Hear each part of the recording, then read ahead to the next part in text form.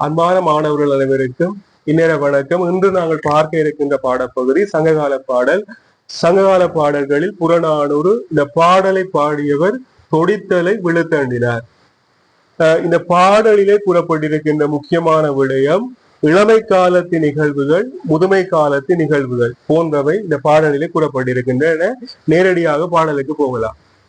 இனி நினைந்து இரக்கமாகின்று திணி மணல் செய் ஒரு பாவைக்கு கொய்பூ தை தன் கயமாடும் மகளிரோடு கைவினைந்து தழுவு வழி தழி தூங்கு வழி தூங்கி மறை எனல் அறியா மாயமில் ஆயமொடு உயர் சினை மருத துறை உற தாழ்ந்து நீர் நனி படிகோடு ஏறி சீர்மிக கரையவர் மருள திரை அகம்பிதிர நெடுநீர் குட்டத்து துடுமென பாய்ந்து குளித்து மணல் கொண்ட கல்லா இளமை அழிதோதானே யாண்டு உண்டு கொல்லோ தொடித்தலை விழுதண்டு ஊன்றி நடுக்குற்று இற்றும் இடை மிடைந்த சில சொல் பெரும் மூதாளரேம் ஆகிய எமக்கு. இதுதான் அந்த பாடல். இந்த பாடலுக்குரிய பொருள்.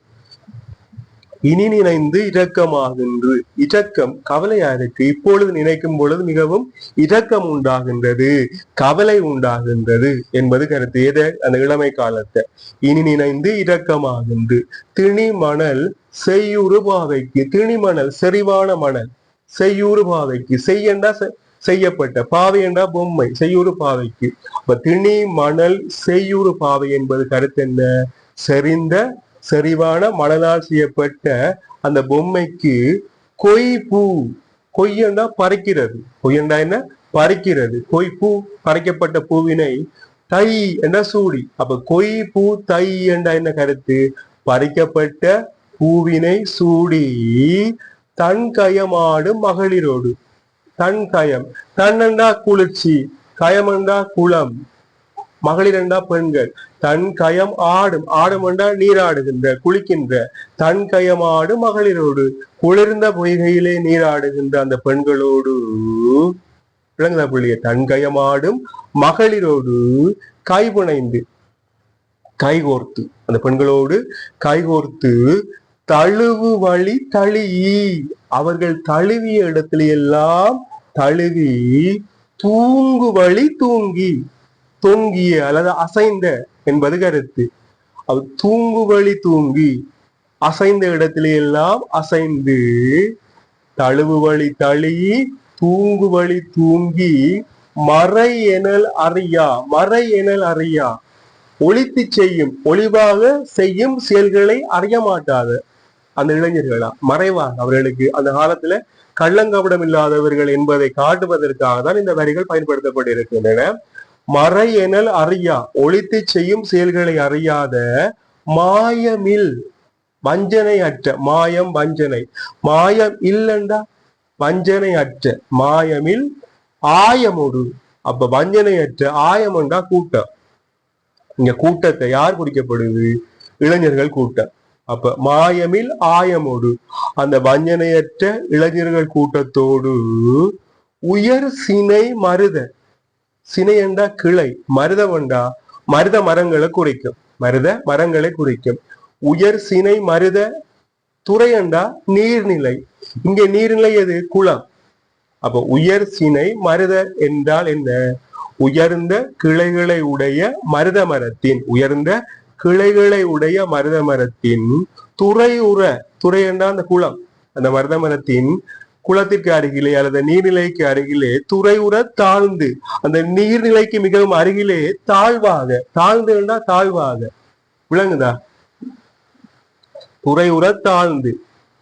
துறை என்றா நீர்நிலையை குறிக்கும். துறை உற தாழ்ந்து நீர் நனி படிகோடு ஏறி. நீர் நனி படிகோடு. நீருக்கு மிகவுமே அண்மையாக உள்ள படிகோடு. கோடு கண்டா கிளை. அந்த கிளைகளிலே ஏறி என்ன சொல்ல வார இருந்தால், மருத மரம் குளக்கரைகள்ல நிற்கும். விளங்குதா? அந்த குளக்கரைகள்ல பார்த்தோம் என்றால் மருத மர கிளைகள் அங்கும் இங்கும் இருக்கும். அதுல சில கிளைகள் நீருக்கு மிகவும் அருகாமையில பதிவாக காணப்படும். அந்த கிளைகளில ஏறுகின்றார்கள் அக்காலத்து இளைஞர்கள். ஏறின என்ன செய்ய போயினோம்? அந்த நீருக்குள்ள குதிக்க போயினோம். விளங்குதா? அந்த விஷயம் தான் இங்க சொல்லப்பட்டிருக்கு.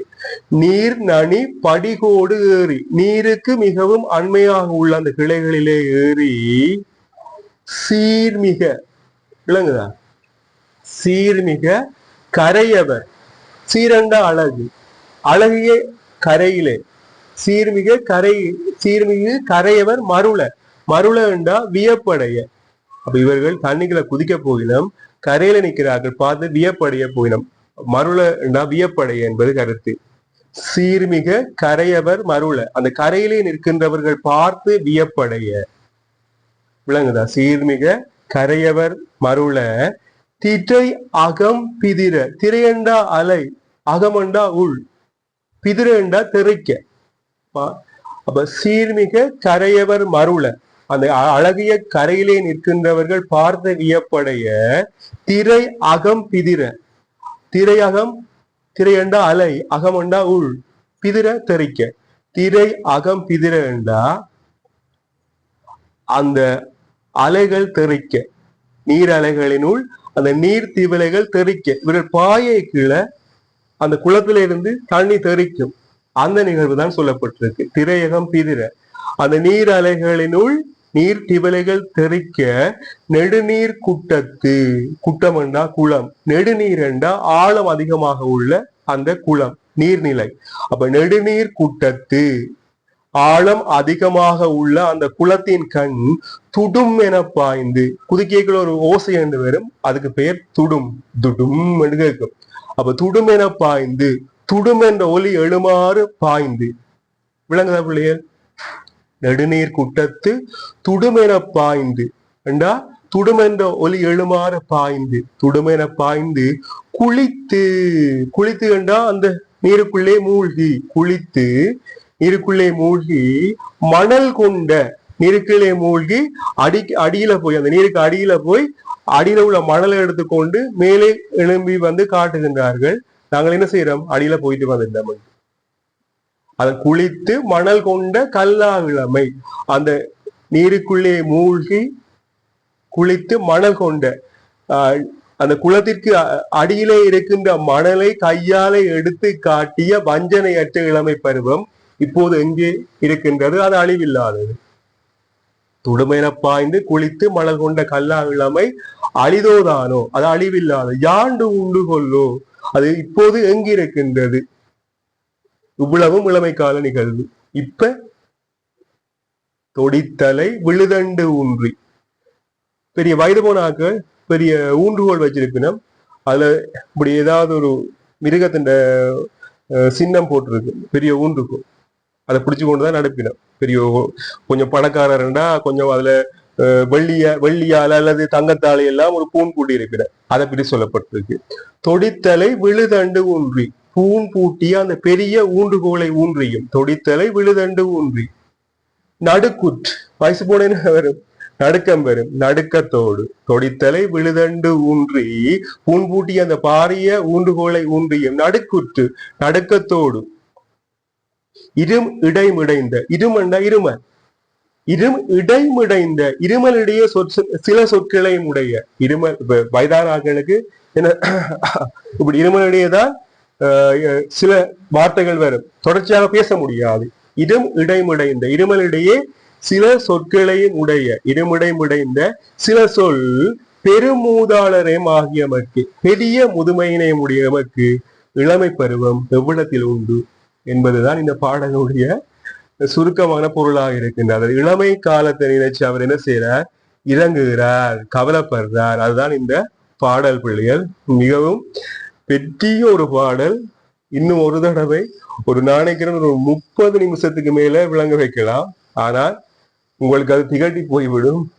அதனால முடிஞ்ச அளவுக்கு 10 நிமிஷம் தந்திருக்கிறேன்.